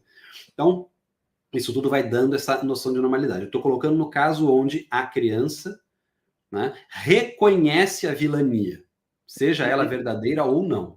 e tem um estudo que eu sou uma enciclopédia de inutilidades e curiosidades sem sentido, mas tem um estudo que mostra que quanto mais caro o casamento, menos dura o casamento. Então, O meu a vai durar fre... para sempre, então.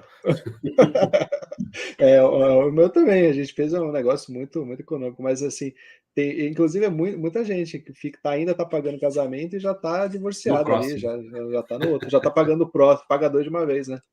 Esse faz um combo. É uma tristeza, a gente está rindo, mas é triste pra caramba. Não, bom, mas eu estou falando nos casos onde a vilania é reconhecida. né? Sim, Ela percebe ali que a figura paterna que seja é um inimigo a ser vencido. O que acontece? A criança não tem maturidade, né? E essa maturidade, infelizmente, ela vai acompanhando a vida. E quando você rejeita, você vai rejeitar o pacote. Então, o que você vai procurar? Homens emasculados, normalmente. Né? O homem que não tem a andreia, né, que é a virtude masculina para os gregos, ele não tem nada daquilo que você identificaria num arquétipo de homem, né, a figura masculina per si, porque você acabou associando aquilo aos elementos negativos que você rejeita. Então você, por compensação, nega aquilo que é bom junto. Aí eu estou falando no caso da vilania, né, de você reconhecer algum tipo de maldade. Agora, normalmente você vai tomar aquilo como uma referência positiva, né, vai procurar repetir aquela experiência em alguma medida, porque aquela experiência é familiar para você. Você reconhece aquilo. E a gente sempre tem a tendência de reproduzir o que nos é familiar. Então, a menina, nesse sentido, e indiretamente, ela também tenta produzir nela mesma o tipo de mulher que ela percebe que o pai valoriza. Né? Então, existe essa figura. O pai enquanto modelo de indireto. Né? Ela vai tentar buscar a forma ideal de se constituir enquanto mulher, vendo o que o pai, que é a primeira figura masculina que ela tem de referência, entende como correto. E vice-versa. Né? O menino, a mesma coisa em relação à mãe. Né? Eu ainda acho que, no sentido imagético da coisa, a figura do pai é mais... Dizer que ela é mais forte não é certo, mas ela é mais visual. É isso Né? que você está falando. Eu estava até, inclusive, hoje pensando sobre isso, né, na ocasião da gravação do curso, sobre se é correto ou não os pais discutirem na frente dos filhos. Eu sempre ouço a resposta não, mas eu sempre tento responder que sim, desde que seja feita de maneira respeitosa. Porque você está dando um exemplo. Também, olha, diante de um problema, eu vou lidar com a sua mãe, eu vou lidar com o seu pai de maneira respeitosa. E aqui não foi bom. Então, vocês estão resolvendo um problema desse. Claro, depende da idade, né? A criança entende o problema, entende a maneira como aquilo está sendo resolvido. Pode ser um bom exemplo. É que quando a gente fala de discutir, a gente sempre imagina aquela coisa de, né, tinha vizinho em cima lá onde eu morava, aquela gritaria, Isso. bate porta e xinga. Eu falei, cara, peraí, isso aí não é, não. Eu acho Isso que é aí já mais não uma dá. questão do conceito de discutir mesmo. Se a discussão for uma coisa civilizada, óbvio que não tem problema. Você pode, ó, se não for coisa que a criança não deva escutar, né, por qualquer motivo que seja, obviamente que não tem que ser feito na frente dela. Agora, Claro, o claro. trato dos pais um com o outro é importante para ela ter isso de referência. Agora, quando as pessoas falam em discussão, eu já acho que é nesse sentido de mais um pouco É, paternalista. exatamente. É, exatamente. Aí não é muito bom mesmo. Exatamente. Ou se for tratar de algum assunto que a criança não tem capacidade de imaginar, por exemplo, cara, tá acabando o dinheiro, a criança fala, meu Deus, ela não entende o que significa aquilo, ela não tem aquela capacidade de entender um problema financeiro, por exemplo, alguma coisa mais Uhum. íntima do casal, que não tem nada a ver, mas assim, coisa simples, furou o pneu do carro, ou esqueceu de comprar alguma coisa, ou quebrou um copo na cozinha, esse tipo de situação é até uma oportunidade, eu diria, é uma oportunidade do casal ali discutir, digamos, de maneira respeitosa e falar, olha, é assim que se resolve um problema, né? Uhum. Dois adultos se lidam de maneira respeitosa e funciona melhor, e dá tudo bem, tudo certo, né? Aham. Isso eu acho que, na verdade, é uma oportunidade, né? Sim, é que isso deveria acontecer todos os dias, né? A interação dos pais tem que ser uma interação respeitosa. Uhum, Aí, no caso da discussão, de fato, é melhor evitar na maior parte das vezes, nesse sentido, né? Porque a criança também vai reconhecer aquilo como uma forma legítima de resolver esse tipo de problema.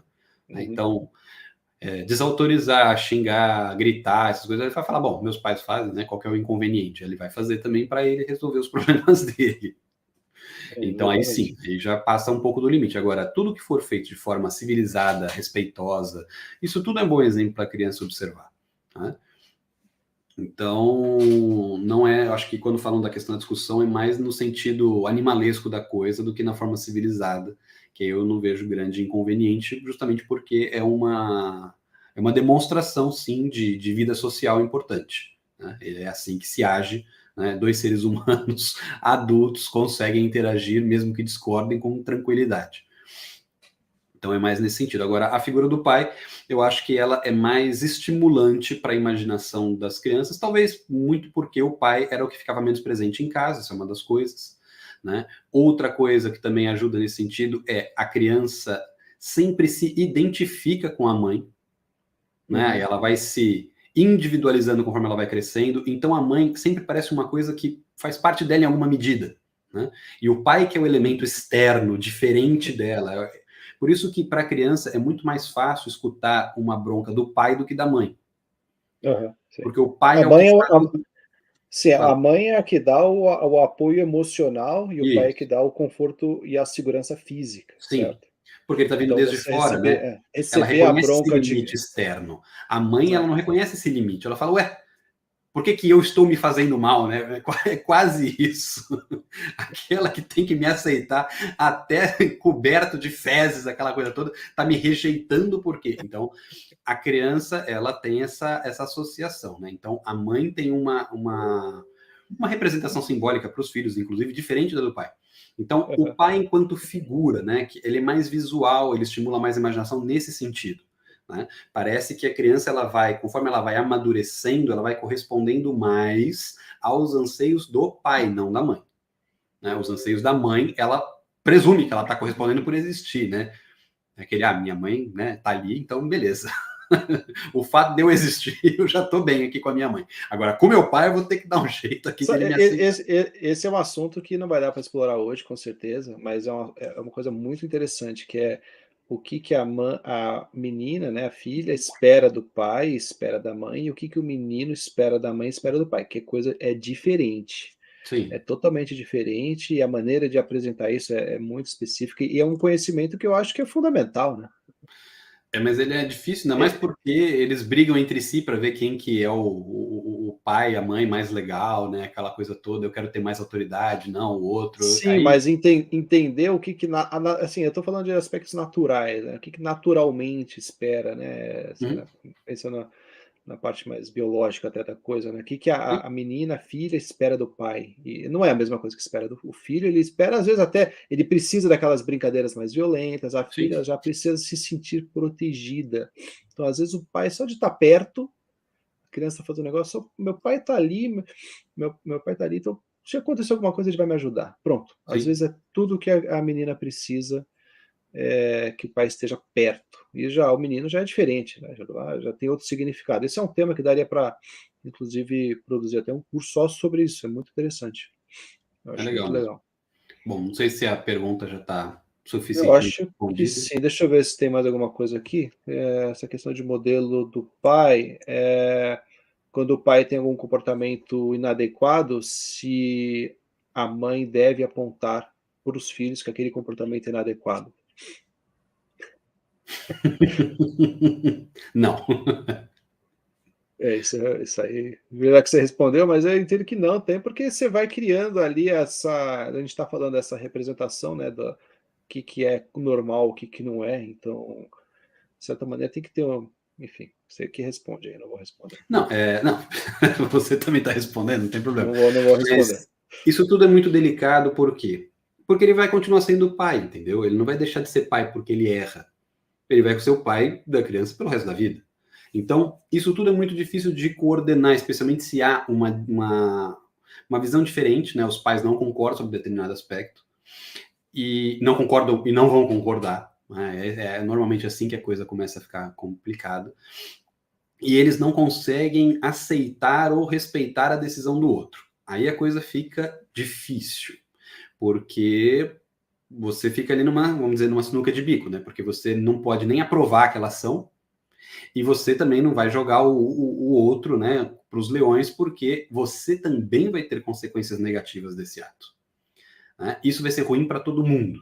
Então, normalmente, né, o melhor é contemporizar a coisa, tentar conversar, né, entre os pais em si, né, a mãe com o pai com a mãe, tanto faz, deles conversarem entre si para tentar controlar determinadas atitudes. Né? Olha, eu sei que você entende Sim. isso como certo, mas eu não consigo aceitar isso como certo. Eu gostaria que você tentasse maneirar, então, né? Porque aí fica uma coisa que eu consigo suportar. Sim, Aí mas é que eles não se atrapalham, né? Uma coisa que é a- muito ruim é os pais se atrapalharem um ao outro. E se eles não conseguem respeitar as decisões que o outro toma, daqui a pouco eles estão lutando um contra o outro o tempo todo. sim. Né? Aí para os filhos é a pior alternativa de todas, porque você vai ensinar um monte de lixo. Né? Você vai ensinar a ser hipócrita, você vai ensinar a ser mentiroso, você vai ensinar. Todas essas coisas você vai ensinar bem rápido. Né? Porque ele vai entender que ele precisa de duas condutas diferentes, ele vai ter que ter dois discursos diferentes. Então, quando ele quiser agradar um dos lados, ele faz uma coisa, quando ele quiser agradar o outro, ele faz de outra. Óbvio, você vê ali uma situação, você achou que passou dos limites. Né? Você conversa e fala com as crianças, fala, olha, né, o seu pai, sua mãe tá um pouco nervoso por causa de algumas coisas, eu vou falar com ele para isso melhorar, alguma coisa nesse sentido.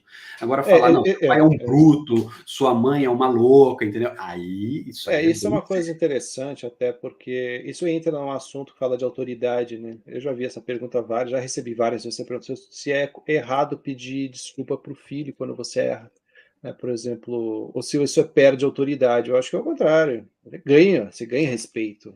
Às vezes você excede ali com a criança, dá uma bronca inapropriada, no dia passou, foi, filho, desculpa, né? Pô, me excedi Sim, aqui. A criança aprender, falou, pô, ele mesmo se impôs um limite. É legal, né? Porque a porque criança senão a precisa criança, desses limites e a criança percebe, pô, peraí, meu pai também está respeitando aquele limite que ele sim, me impôs um limite, e ele também está respeitando, tanto essa questão do ambiente. Mas deixa eu só acrescentar um aspecto aqui da pronto. pergunta, que tem a ver com a menina eventualmente copiar o exemplo do pai que a mãe não concorda.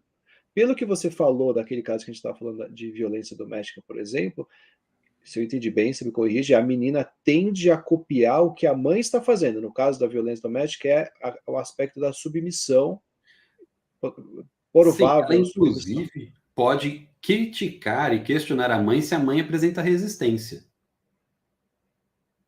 Entendeu? Se a mãe em algum momento resolve resistir, se ela já estiver acostumada com essa conduta, ela vai achar que a mãe está errada.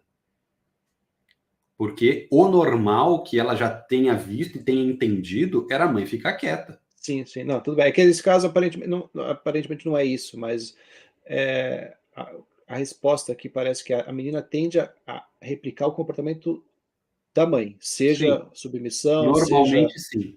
a paciência, seja a maneira com que a mãe está lidando, a menina vai copiar isso, não tanto a do pai, tanto porque ela Sim, não é o pai, né? Ela vai ser a mãe, não vai ser o pai. sim. Não sei se eu posso Normalmente falar sim. isso em 2023, mas eu vou ser cancelado, eu falei um negócio inapropriado, né? Mas considerando aí o Podem ser modelo duas antigo, mães, considerando o modelo antigo, uma mãe e um né? gato, uma mãe e um rinoceronte, sei lá como é que tá esse negócio já. Vai ficar um pouco mais complexa a nossa Um análise terço aqui. mãe, dois terços rinoceronte, com um quinto de ser humano, com sei lá o que mais. Isso aí, então. Deixa eu ver se tem mais alguma coisa aqui. Essa live vai ficar salva, vai ficar salva. Já está salva. Inclusive, todas as outras estão salvas. Hoje em dia tem tantas separações, muitos pais terminam com brigas e com isso um fala mal do outro para a criança. Não façam isso. Nunca Sim. façam isso. É um desgaste fora do comum. Como fica a Primeiro criança na evitem situação? separar, né? Evitem separar. Inclusive, Porque eu fiquei assustadíssimo quando eu vi, por exemplo, taxa de divórcio de Portugal, que chega praticamente a 100%. É a maior do mundo. Fiquei até, achei chocante. E os dados do governo, não foi o que eu peguei de blog aleatório. Muito né, é louco, né? estranho. Como E vira assim, cultural, né? o casamento já é uma das bases importantes para a saúde mental da criança, né? Socialmente falando, inclusive. Então, o divórcio já é para elas um problema razoavelmente sério. Quando Com você certeza. junta, né, o divórcio com a maledicência mútua, aí a coisa fica bem complexa. Então, a Com chance daquela certeza. criança ter um monte de dificuldades depois é bastante alta. Certamente. Teve uma pessoa, um idiota aqui, que disse que os heróis dele morreram de overdose. Olha só, É, ele morreu de AIDS. um Ele belo quis exemplo. superar os heróis dele. Pois é, pois é. É o modelo, né? O modelo não quer dizer que a pessoa que tem um herói que morreu de overdose vai tentar morrer de overdose. Não é isso, mas assim, você vê o padrão de comportamento que ela Isso. gostaria de repetir. Tem de overdose, que é um exagero de alguma coisa de uma tentativa de busca de prazer. Sim, Talvez ele esse, não buscou o sei quê? exatamente como é que o padrão entra na cabeça, mas nesse caso parece assim, bom, Eu posso fazer o que eu quiser, desde que seja para mim. Overdose é uma busca de um negócio muito pessoal, né? É bom para quem está usando ali, no momento que está usando, claro. Não, essa frase, ela tem um monte de coisas complicadas nela, né? Primeiro, aquilo que unia todas as referências dele era o fato deles terem morrido de overdose, né? Então esse é um ponto interessante para ser analisado. Então todos eles eram diferentes, todos eles tinham, mas aquilo era o ponto central que ele usou para representar essa admiração, né? Aí você fala, mas ele admirava quem morria de overdose? Não, mas curiosamente todos eles tiveram a mesma fatalidade, né? Então você já vai pegando quais são os elementos centrais. Segundo, ele quis criar, né? Obviamente, aquele negócio de você influenciar as pessoas que estão ouvindo, né? Esse era o motivo verdadeiro, porque isso só faz sentido dentro de um determinado contexto, que é ali você não está botando o foco naquilo que as pessoas têm de bom, você está colocando o foco naquilo que elas têm de ruim, né? E você está mostrando que elas são admiráveis nesse sentido. Que as pessoas têm coisas ruins, isso é óbvio. Tá?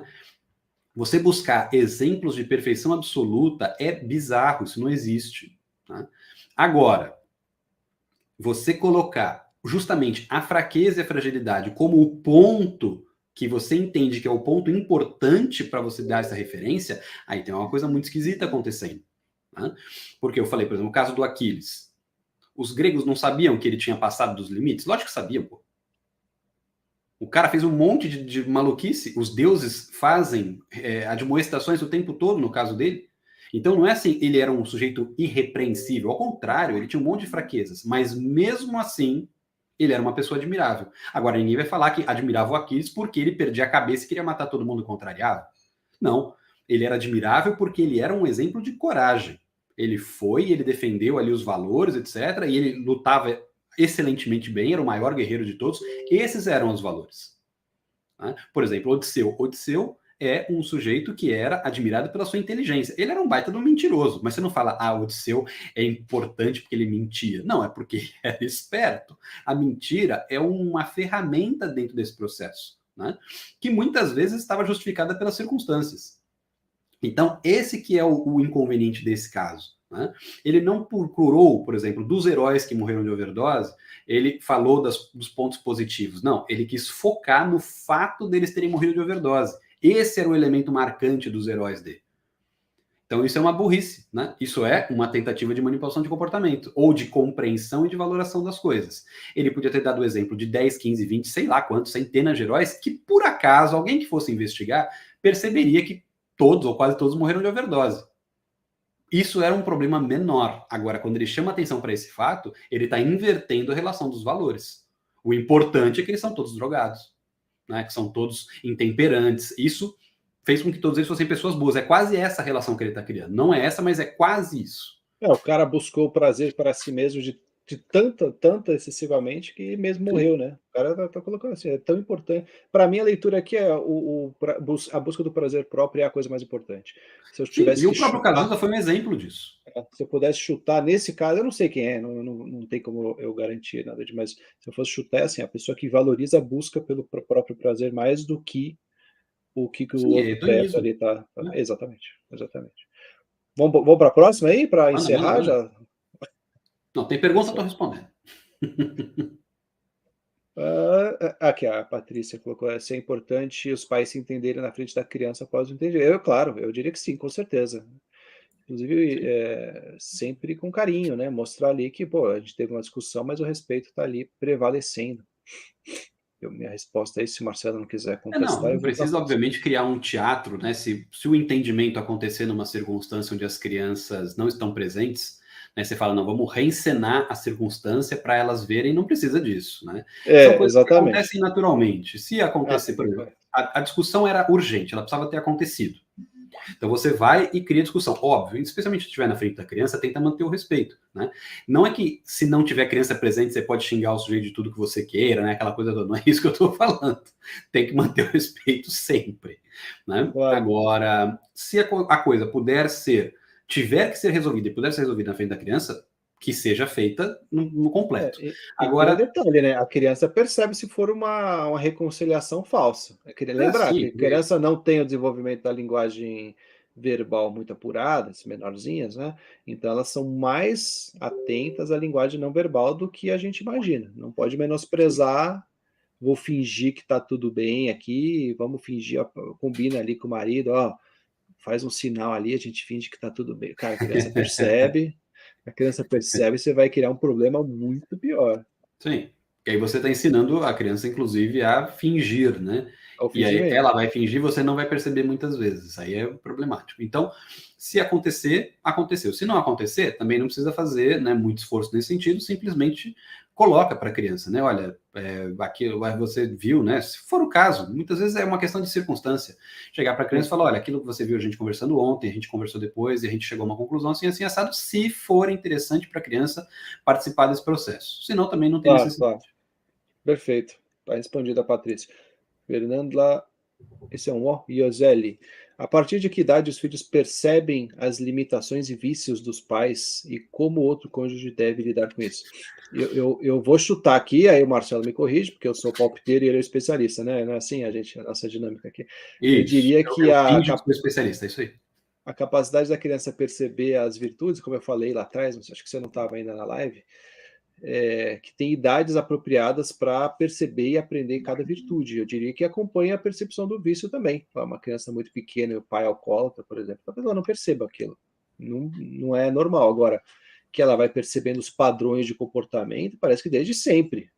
Desde que ela nasceu, já está sentindo ali, né? Desde que, no momento, aliás, vou corrigir, no momento que ela passa a perceber que existe alguém além dela mesma e a mãe, que as primeiras camadas, os primeiros meses, na hora que ela percebe o pai, pronto, já é capaz de perceber algumas limitações e vícios, claro, coisas mais sofisticadas com o tempo. Né? Sim, mas Agora é a é vez do basicamente isso Marcelo. mesmo. Porque a percepção que você está colocando aí, ela pode ser dividida em vários termos, né? Se por percepção você está querendo dizer que a criança está percebendo que tem algo de errado, ela percebe bastante cedo. Né? Ela percebe aquele comportamento porque ela própria está sentindo aquilo em alguma medida, né? Ela sofre, ela fica feliz, ela sabe que aquele comportamento traz para ela alguma consequência, traz para a mãe ou para o pai alguma outra consequência, traz para as outras pessoas alguma consequência. Ela percebe se aquilo é um comportamento que é bem visto, não é bem visto, né? Se traz consequências positivas ou alegres ou negativas e tristes. Então, isso ela consegue perceber desde cedo. Desde cedo. Agora, para ela conseguir identificar determinado comportamento e falar isto aqui é um comportamento problemático, né? Isto aqui é a causa de uma coisa ou de outra, isso demora mais. Isso demora mais. Tanto que, quando a criança tem condição de ter esse tipo de percepção, ela já está viciada. Né? Porque ela já está acostumada com o comportamento há muito tempo, que é o que vai construir o vício e a virtude. Né, que é o padrão dela, ela já assumiu aquele comportamento antes disso. Né? Ela, obviamente, não vai ser uma criança virtuosa no sentido, vamos dizer assim, consciente da coisa. Ela vai ter atitudes que são atitudes boas. Mas você não pode falar que é uma criança virtuosa porque a vontade dela ainda está muito sutil nesse processo. A virtude, ela é um ato de vontade. Né? E o vício também. Então, a mesma coisa, a criança é viciada? Não, ela é mal educada. Ela vai ficar viciada em breve. Quando ela consolidar, depois ela vai justificar aqueles comportamentos. Aí ela vai ficar uma criança viciada. Então, nesse sentido, então, percepção, no sentido dela conseguir dar nome às coisas, dela identificar aquilo como um comportamento inadequado, saber o que é, isso demora um pouco, né? Isso é quando ela tem, sei lá, 7, 8, 9, 10 anos. Agora, dela perceber que aquilo é um comportamento que traz benefícios ou malefícios, que ela gosta ou que ela não gosta, isso desde cedo, desde muito cedo. Né? Porque ela é fruto dessas atitudes. Ela sente aquilo. E lembrar que o nosso cérebro ele é uma máquina apropriada para receber padrões, se acostumar com padrões, né? E simplificação. Esse é um negócio que um dia a gente pode explorar mais, que é por que tudo essa coisa acontece, é um processo de simplificação que o cérebro tem. Ele não consegue lidar com todas as informações, então ele é obrigado a simplificar muita coisa. Tá cheio de coisa, vários truques visuais, auditivos, em que a gente percebe essa simplificação, né? Mais uma curiosidade inútil aqui, a orelha, por exemplo. A orelha, o lóbulo da orelha, essa parte de baixo aqui, é o que permite a gente saber se o som vem de trás. Olha, essa é bem inútil, essa, hein? Porque os microecos, a orelha, ela é cheia de curvas. Essas curvas servem para quê? Ele faz o som chega, ele fica batendo nesses cantinhos, entra no nosso ouvido, faz um monte de microecos, o cérebro pega aquele monte de microeco, ele simplifica num único som, e separa e te dá duas informações, qual que é o som e da onde ele vem. Mas é um processo de simplificação. Esse processo de simplificação acontece em absolutamente tudo, no comportamento, nos hábitos, nas vontades, tudo, acontece em absolutamente tudo. Uma inutilidade. Essa é boa, hein, Marcelo? Não, achei muito legal, sério. Essa inutilidade, essa curiosidade inútil que eu trouxe aqui é notável, né? Melhor parte da live. O Essa é resto eu já boa. sabia, essa eu não sabia, essa foi legal. Nossa senhora, eu li muita coisa inútil na minha vida, né? Então é isso. Isso dá para a gente explorar melhor esse tema aí da o que o filho ou a filha espera da mãe e do pai também, é uma coisa muito interessante. E quem estiver nos assistindo, mandem sugestões, entra lá no canal, mandem mensagem no grupo de WhatsApp, descobre qual que é o meu celular e manda para mim. A gente agradece, tá? É bastante. A gente faz essa live para quem está assistindo, então vocês têm o direito aí de pedir sugestões, mandar sugestões para a gente. E já está tarde aqui, a gente se estendeu um bocado. Queria agradecer a quem nos acompanhou até o final, seja ao vivo, seja depois. E obrigado, Marcelo. Vamos, Imagina, eu que semana que agradeço. vem a gente escolhe outro tema. Se alguém puder mandar também, agradeço. Então, boa noite, Marcelo, e boa noite a todos. Obrigado e boa noite a todo mundo. Até a próxima. Valeu, tchau, tchau.